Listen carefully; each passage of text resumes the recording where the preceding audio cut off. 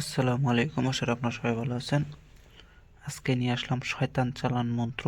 এটা আমার ওস্তাদের দেওয়া মন্ত্র, একদম পিওর খাঁটি অরিজিনাল মন্ত্র। এই মন্ত্রের দ্বারাই আপনারা সঙ্গে সঙ্গে একটা মেয়েকে বাইর করে নিয়ে আসতে পারবেন। কিন্তু সেই প্রসেসটা আমি আপনাদেরকে বলবো না, আপনাদেরকে শুধুমাত্র একটা প্রসেসই বলবো।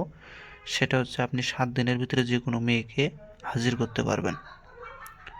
7টা দিনের ভিতরে যে কোনো মেয়েকে আপনি হাজির করতে পারবেন, বিশেষ করে যদি আপনার ওয়াইফ হয়। এটা তো আরও তাড়াতাড়ি হয়ে যাবে। আর ডাইরেক্ট যে চালান করে সঙ্গে সঙ্গে হাজির করা, সেটা শেখানো যাবে না।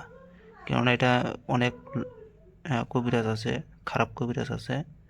এলাকার কোনো মেয়ে ছেলে পছন্দ হলে পারে ওই মেয়ের উপরে কর্ম করে হাজির করে কুকাম করে ফেলাইবে। তো আমার দরকার নাই ওগুলা দেওয়ার জন্যে। আপনাদেরকে শুধু একটা প্রসেসই বলতেছি। এই মন্ত্রটা যদি আপনারা 7 দিন, হ্যাঁ, মানে 7 দিনের ভিতরে যদি হাজির করতে চান, তাহলে এই মন্ত্র দিয়ে কাজ করেন, অবশ্যই এসে হাজির হবে।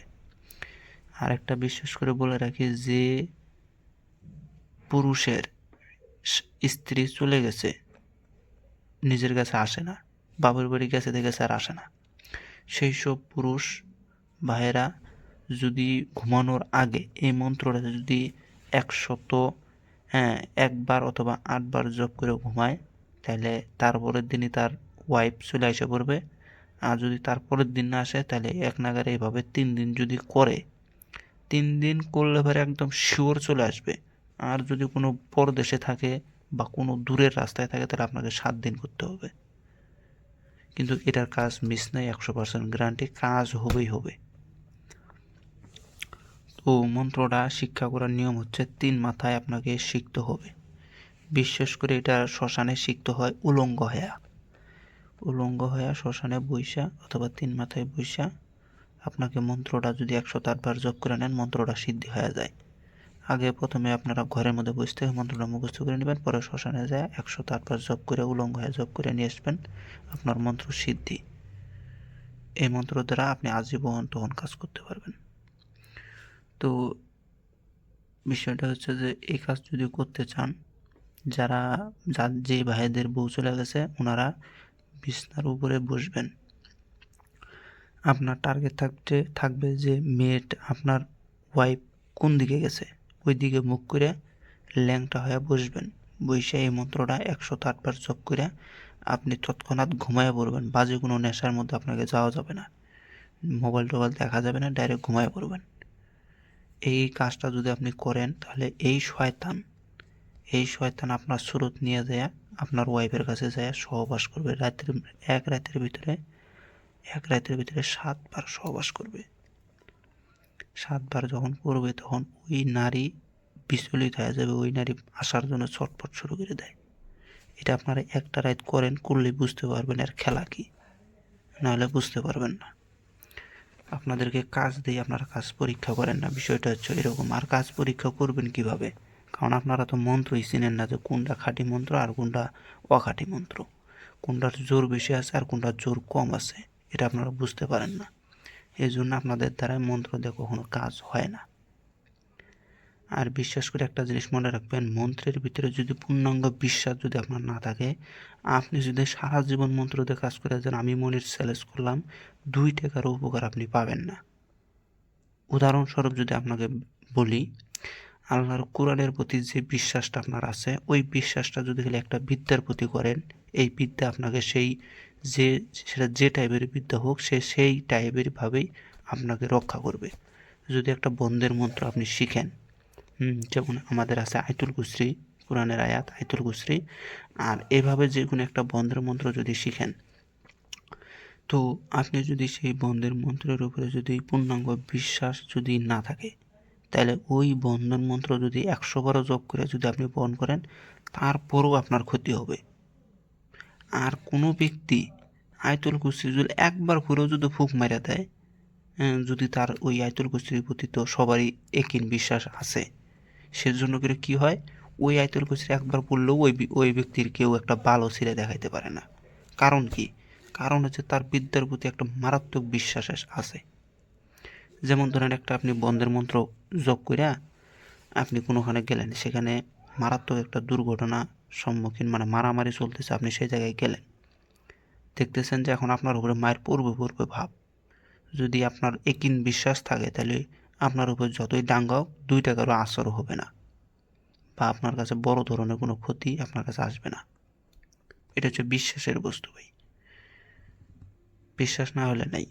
যেমন আমাদের কোরআন শরীফের ভিতরে সূরা ইয়াসিন, যদি কেউ মাথার মধ্যে হাত রেখে সূরা ইয়াসিন একবার পাঠ করে ফুঁক মেরে দেয় নিজের বুকে, ওই ব্যক্তিটা যদি সারাদিনের ভিতরে যে কোনো টাইমে যদি কোনো জায়গায় যদি তার বিপদ থাকে, তাইলে কোনো জায়গায় বিপদ অথবা যদি তার কোনো শত্রু তাকে দেখলে মেরে ফেলার চেষ্টায় থাকে, তাহলে এই ইয়াসিন একবার পাঠ করে মাথায় হাত দিয়ে যদি একবার পাঠ করে ফুঁক মেরে দেন বুকে, তাহলে সারাদিনের ভিতরে যদি শত্রুর সম্মুখে যদি আপনি ভুল করেও যদি পাও দিয়ে দেন, আপনাকে আপনার শত্রু কখনোই দেখা পাবে না, মানে আপনি একজন অদৃশ্য লোক, শত্রুর চোখে আপনি একজন অদৃশ্য হয়ে যাবেন।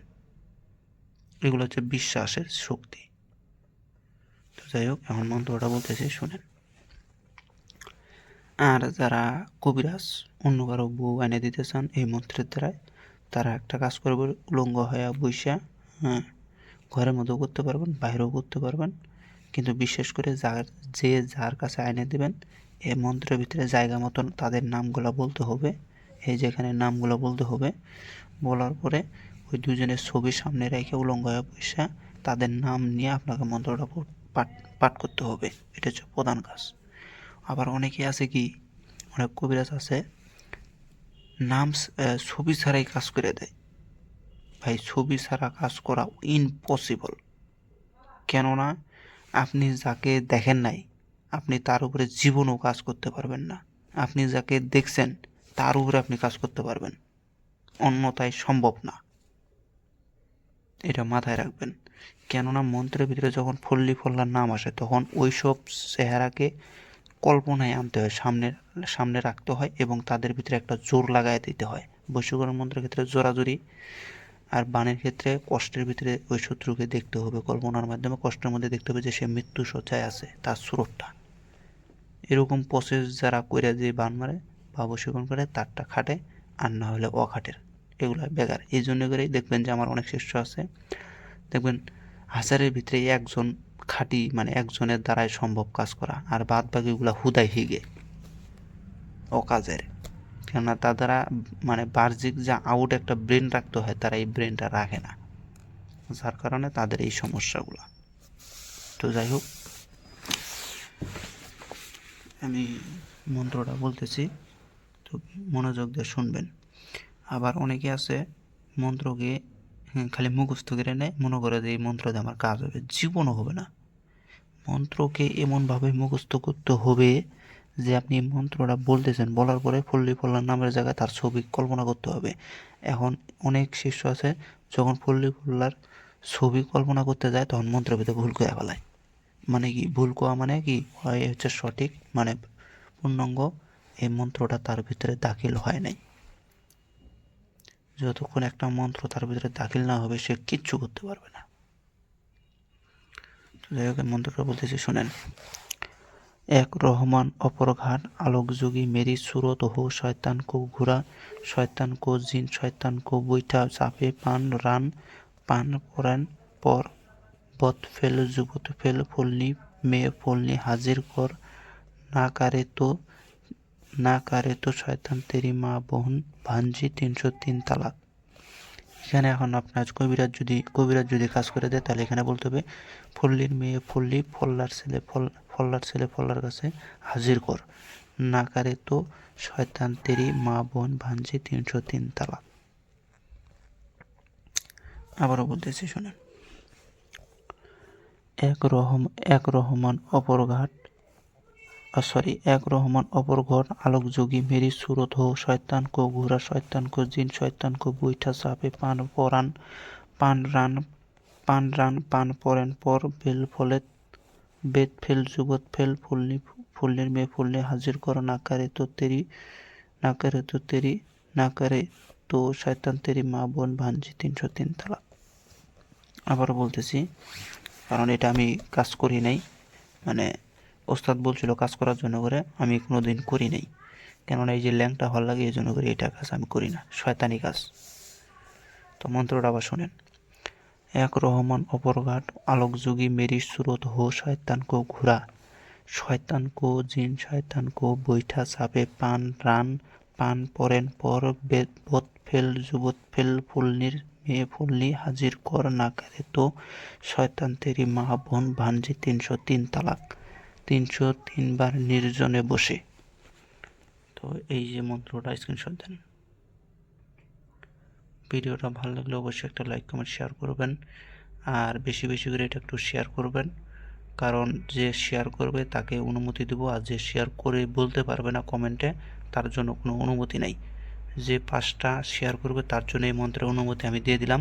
শুধুমাত্র 5টা শেয়ার করে একটা কমেন্ট করে বলবে যে হ্যাঁ আমি শেয়ার করছি, এতটুকুই। তো সবাই ভালো থাকবেন, খোদা হাফেজ, আসসালামু আলাইকুম।